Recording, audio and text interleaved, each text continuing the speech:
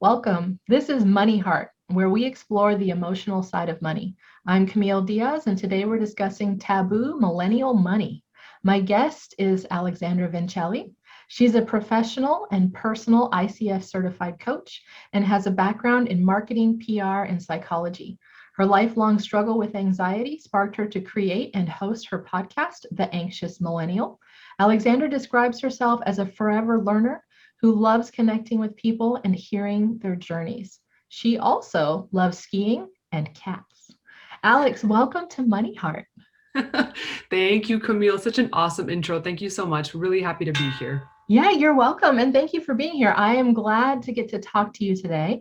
I've actually had people asking me for the millennial perspective on money. So I'm super excited to get to interview someone who can share that with us. And I kind of get the feeling that people use the word millennial as a general term to mean young adults. They're like, everybody's a millennial if they're younger than me. So since we're not super clear, can you help us out on what millennial actually means? Who are we really talking about here? Oh, I love that question. Yes, absolutely. So millennials are deemed the Generation Y or Gen Y. So typically born, and this really depends on the source that you look up, obviously, but typically is born anytime between 1981 all the way up to 95, 96. Right now, they probably comprise, I would say, about 72 million of the US population. So a huge amount of the current consumers. So aged obviously anywhere between the ages of 25 to approximately 40 years old. Okay, perfect. So not little kids, we're talking actual adults here. 25 to 40 is a pretty good range. Like you're adulting pretty hard at that time. So, oh yeah, big time. Yeah. Big time. No Gen Z hanging around here. No, nothing below the age of 25. You're definitely adulting anxiously pretty hard at this point. Okay, perfect. And I want to point out that we're in 2021. So if somebody's listening to this later, you can adjust ages accordingly, since that's a kind of a time-based thing there.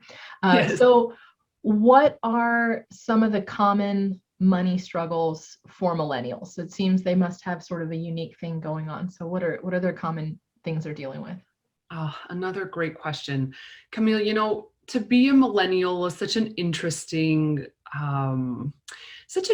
journey because, to be honest with you, I deem myself the anxious millennial, but I think even the term anxiety is something that a lot of us don't even know what that label means. I think as millennials, we were born in a time where it was rather simple. The 90s were an interesting, bombastic, very sort of sensationalist media time to be alive. Everything from the OJ trial to the scandals of the presidency. The 90s were kind of strange and awesome, even on a music and cultural front, all that grunge, that 90s music, just the Spice Girls, for example, what that did to so much of our culture and women empowerment. And so that's what we grew up with as little kids and or teenagers, right? That's what we saw. And then I think 9/11 hit and the 2000s was such a shift for us because, we had what we call the Great Depression, but of the 2000s. So in a century, some of the worst economy we've seen in forever, coupled with a tech boom like has never been seen before. So a really interesting, volatile time to be in a very developmental stage in your life. So I think just how we view money and anxiety is very unique. I think our subset and our generation is interesting where we have that sense of humor, where we know what it was like to live as kids before technology and then with technology and social media. So that creates a really interesting set, if you will, especially if you're in North America. And I am generalizing, obviously, from a cultural standpoint. Some Sure. people across the world probably don't even still have access to technology, but I'm sort of centering it from the sort of the perspective of the North American viewpoint. I'm Canadian, so we have very similar cultures, US and Canada. Yes. So that's kind of the crux of what it's like to be a millennial, to be honest with you. Very unique. You had a ton of stuff in there because you're absolutely right. The culture boom was a very much like I can do things on my own type of a feeling. And maybe that's always, when you're growing up, every generation has that I'm independent feel.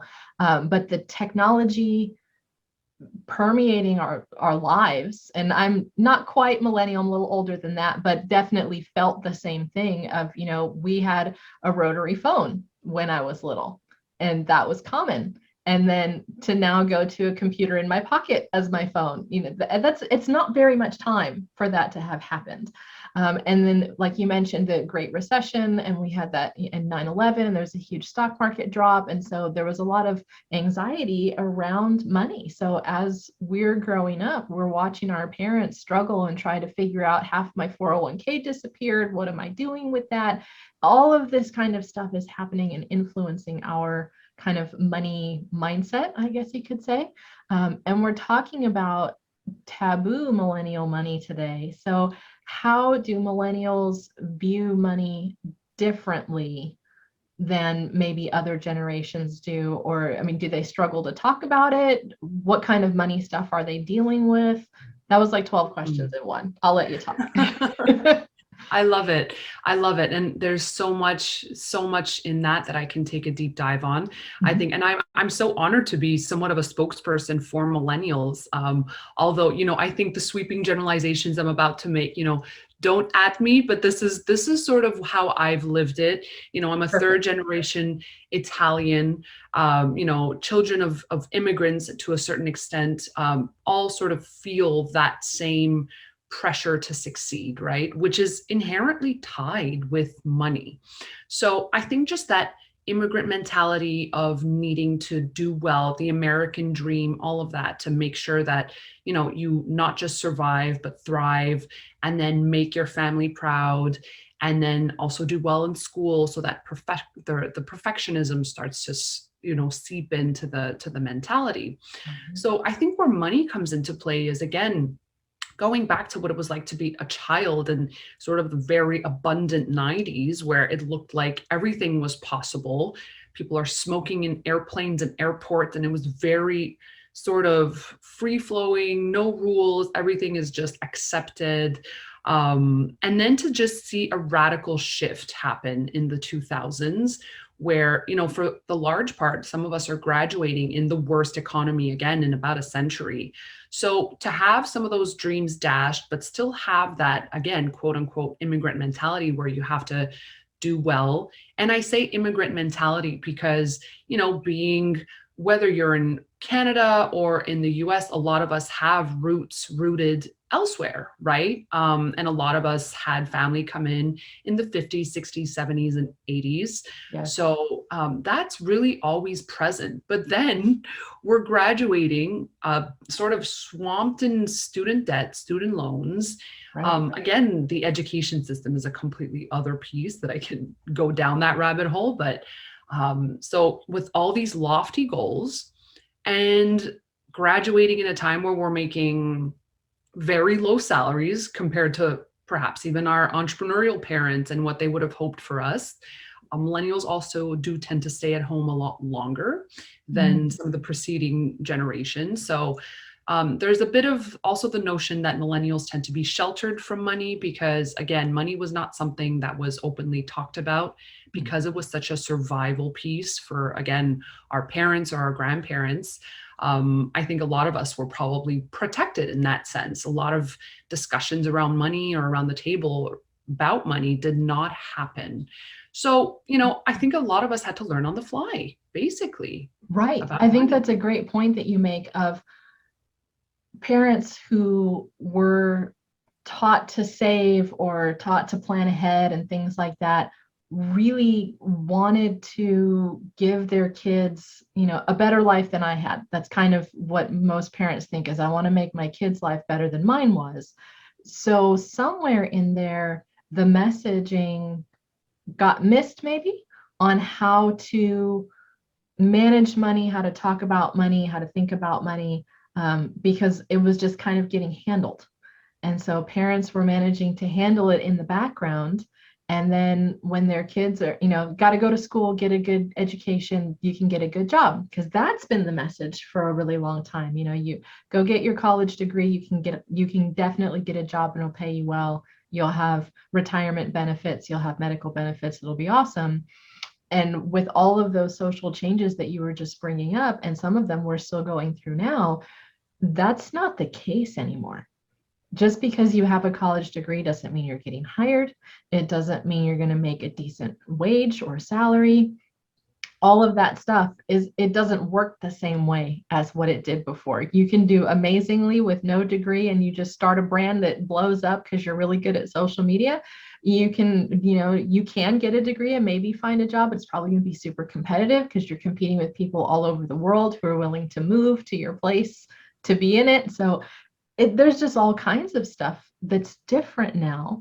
Do you find, and of course, student loan debt just sets people back like crazy on if they've got so much student loan debt, all of their future savings.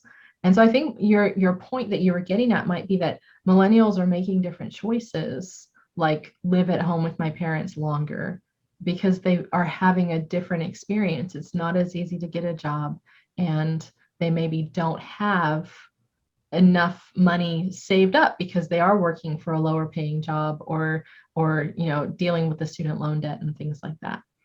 100%. And thank you for that piece, Camille, because it's so interesting. Even the notion of renting versus buying a home, currently the market in Canada, and it's kind of mirrored with what's happening in the United States based on the real estate market boom, and it's a seller's market, and oh yes, it's insane right now. I mean, some of the prices that we're seeing is sort of making me also question, will I be able to truly ever purchase my home? I'm 34 years old. I've had to live with family longer, again, because of the pandemic. I've had to put my life plans on hold. So, renting is something that also feels taboo, unless you're living in, New York City, where rent is sort of the only option, right? And or LA or any other big city, really. But I think the dream of buying your home / your forever home, and what those interest rates look like, what an interest rate even means, these are all things that we as millennials had to do research, unless these were, again, conversations that were being had at home. But the things we were taught in school were macroeconomics and, how to do math and calculus. The notion of teaching finance, again, within a school curriculum and how to handle your finances is not something we did. We had to learn Spanish, French, and English, which are all super important, but math also, and geometry, and the onus on science also, which are, again, huge pieces and extremely important. But short of being an engineer and or a biochemist and or a doctor, I feel like I would have hugely benefited from just having had, even in high school, just a small budgeting class would have been fantastic. But we weren't given that. And I think that's where, again, systemically, there has to be some kind of a change at some point. Yes. So interesting that you bring that up, because I remember in school, I did have some class, and I think it was kind of tacked on. It wasn't like a whole semester, but it was sort of part of one of the classes where we had to fill out a checkbook and balance it and kind of learn basic stuff like that. We did have that, here's how you address an envelope. Here's how you write a check. Here's how you do this. Like, not that anybody uses checks anymore, but they taught us how to do it. And then you're saying you missed that piece. You didn't have that. Now my kids are in school and it's come back. They're requiring financial literacy. And again, it's not a class, it's a supplemental thing, but they're making them do it and they have to pass the quizzes before they can go on. It's part of the system. So it seems we had a gap somewhere and it fell on the millennials that there was that gap of financial education, that it just wasn't happening. And maybe that's what made it so hard to talk about money, is if you're not talking about it at home and you're not talking about it at school with your friends, then apparently it's one of those things we just don't talk about.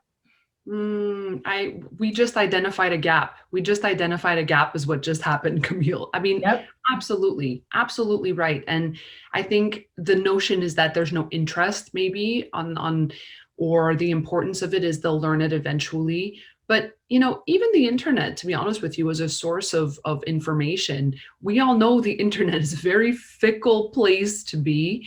As much as there are wonderful trusted sources, I think we have to gauge what kind of information we're getting. So a lot of it is us teaching ourselves how to budget and or reaching out to a financial advisor through your local bank, which is, again, fantastic if you have that opportunity.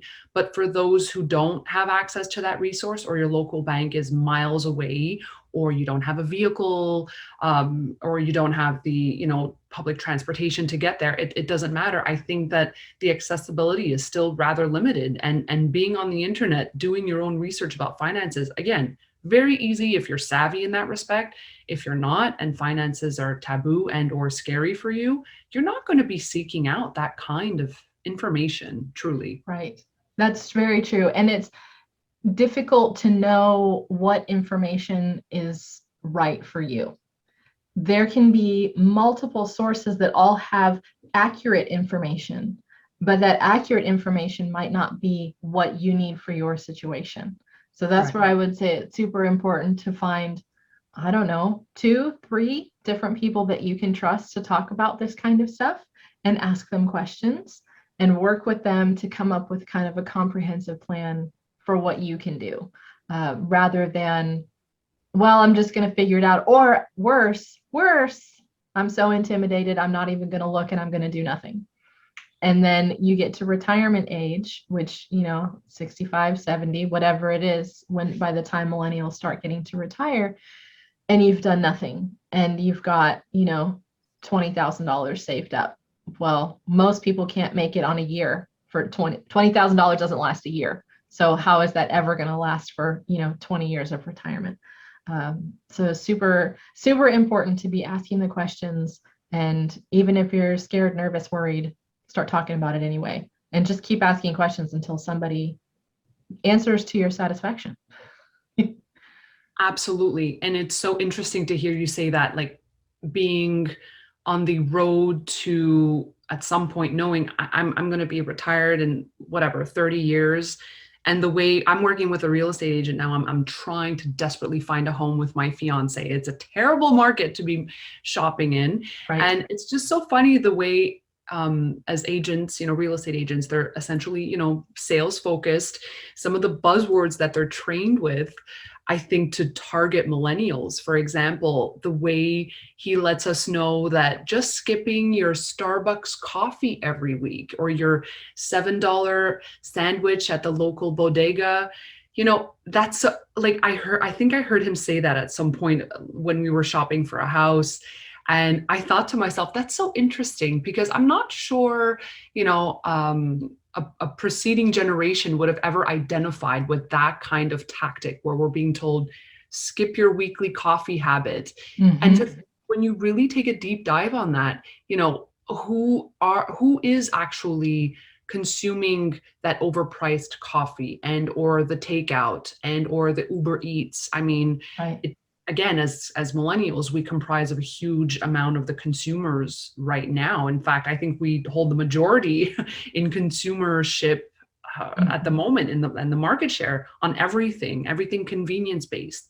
Mm-hmm. So, it's just interesting to see what kind of jargon's being thrown our way about skipping that coffee. I thought to myself, well, this is never something my parents would have, for example, been told from their agent when they were shopping from their first home, right? For the first home. So interesting that you say that, because I remember my real estate agent telling me that when I got my first home. And that was, 15 years ago, maybe. Okay. Of trying to convince me, well, you just skip your coffee. Right. And for me, that is not a worthwhile sales tactic, because I think I don't get coffee. Like, I don't go buy coffee every day. See? So I don't have that in my budget. So taking it out of my budget is not an option. I feel like when I hear that from people, it's that stereotypical pre-programmed, I'm going to say this because it'll work because it works for everybody in this age group. And really what we need is somebody to take the time to get to know us and to get to know what's important. Personally, I think when you're buying a house, you shouldn't have to change your budget. If you have to change your budget to buy the house, you can't afford that house. Mm, Because yes. you're going to be giving up something, which means you're going to be miserable and just working to have the house. And then houses are expensive because there's always maintenance, or you need a new fridge, or the plumbing leaks and you have to put in new floors, or whatever. Something always happens. So if you've got to cut out coffee just to afford a house, we're not ready for house. We need some emergency savings, we need some backup money, things like that. But you make a great point in that home ownership thing. There's a lot of pressure. You've got to go get a house. That's the dream. You work super hard for somebody else so that you can have enough money to go get a house that you can't really afford, and maybe even in a place that you don't really want to be, but it's yours. So yeah, there's a lot of kind of pressure to do that. Do you think that that's some of the stuff that makes millennials feel so anxious? Oh, definitely. That coupled with, I think of social media and I think of that FOMO where a lot of us spend our time on social media looking at what everybody else is doing. So enter travel, enter consuming products, clothing. Even I'm thinking of the environment, whether or not that's sustainable. The answer is it is absolutely not sustainable. So that kind of consumer behavior as well, creating that, again, the wanderlust thing, right? That buzzword about wanderlusting and looking at, putting a bucket list together about trips that are going to require you to, spend money on a plane ticket and get on a, jet fueled airplane that's polluting our environment to go across the world to the Maldives. Whoever even heard of the Maldives prior to, like, I don't know. Instagram. Before Instagram, you never saw those little huts on the water. Yes, exactly. But because every last influencer is taking pictures with their feet in the water of this gorgeous turquoise landscape, it's become everybody's bucket list item. And to be honest with you, I mean, that versus, as you said before, making the choice of buying your home and or renting. And it becomes, I think millennials think of life as a lifestyle. And I think the notion of balance too, right, is making sure that you're not just, is it working to live or living to work? It's one of those things that we value time. And I think, again, we grew up in that fragile place where we saw abundance and then all of a sudden things got really volatile. So I think we know the value of time and how limited that resource is. So, again, we think of the 6-hour workday, I think it is. Oh, the 4-hour week, 4-hour work week is that book. That's What the you're book, thinking right? of. Yeah. Yes. Tim Ferriss, I think. And Yes. yeah, how you can only work 4 hours a week and run everything. Yeah. Right. Well, which is, there is a lot of downtime spent in our day. And whether that's based on the fact that we're scrolling through social media or some of us are still working remotely, it doesn't matter. I think efficiency is one thing, sure, but I think it comes down to balance and valuing life outside of the proverbial office. I think that's where millennials come in, and we value that balance. We value being outside. We value seeing friends and having, something to look forward to. Now, chalk that up to social media and what that's done for our FOMO. And I use FOMO openly, but fear of missing out in case that's Right. lost I on think anyone. it's a great point that you're making, though, is that millennials are making that shift to remembering that there are other important things in life besides having a house and getting married and having kids and working, 60 hours a week and doing the grind. Yeah. Really, really valuing other things besides just that. I think that's beautiful. Thank you. That's what we're trying to do in a very interesting salary time where some of us are, I know we're just always trying to push for the minimum wage to be boosted. But some of us graduated with, 2 diplomas working minimum. So Mhm. Mhm. probably looking for a year and a half or 2 years before we landed our first, assistant position, which is great. And that's a wonderful job to work in. But, if you've been in school and that's not your specialty and you just needed a job and you settled on what came your way, a lot of us are disenchanted. Also, again, sweeping generalization, but I'm speaking from experience. Sure. Yeah, yeah, for sure. Do you have any sort of tips on helping, I guess, bridge the gap or how to have a conversation with millennials, especially for people who might be quite a bit older, quite a bit younger, and aren't experiencing the same things? How can we find some common ground and maybe make the money conversation a little easier? Oh, that's a great question. I think just finding the opportunity to sit down and create a safe space. Again, this is the coach in me, but create a safe environment where you feel like there's no judgment, there's going to be no defensiveness coming out of the conversation, and acknowledging that everybody comes from a different place when it comes to money. I think it's really easy to judge someone based on, you think, oh, they're so cheap, or oh, they're such huge spenders, or we don't know maybe where that roots from. Does it come from a place where there was scarcity? Maybe they grew up in an environment where there wasn't much, and now all of a sudden they've come across a little bit of money and they feel excited by it and don't really know how to manage it. Or, I'm sort of putting that out there, but it's an interesting sort of gap to fill, as you said, that word, because I think every generation comes with its set of anxieties about money. But I think the first step is really to create a space where we all put it out on the table and say, you know what, let's all just say it. We come from a different place when it comes to money. Let's not jump down each other's throats, no matter what comes out of this today. Let's be open to it and just tell me everything. Walk me through everything. Why do you believe this? And even I think of couples, I think of myself in particular, that are trying to, build a life with a partner, and they might have completely different money ideals than you do. So it's not just cross-generational, it's intra-generational as well, where you think all millennials have that same viewpoint, but some millennials probably grew up in a really rough spot and are still in that rough spot and trying to make things happen for themselves. And others are still afraid of talking about it because it never happened around the table. And others are probably super comfortable because it was probably always talked about. So you find all these walks of life, but step one, create that safety always. I love that. I think that's a great tip and fabulous for any relationship is, just create that safe space where it's okay to have your own view and your own ideas and to be able to share them with others and come together. Absolutely.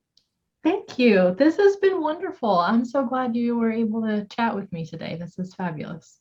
Oh, thank you, Camille. This was so fun. I could keep going on about this. This is so, I love this stuff. Anything revolving my generation is something that's really convoluted and interesting. And thank you so much also for having me on the podcast. I really appreciate it. Yes, you're very welcome.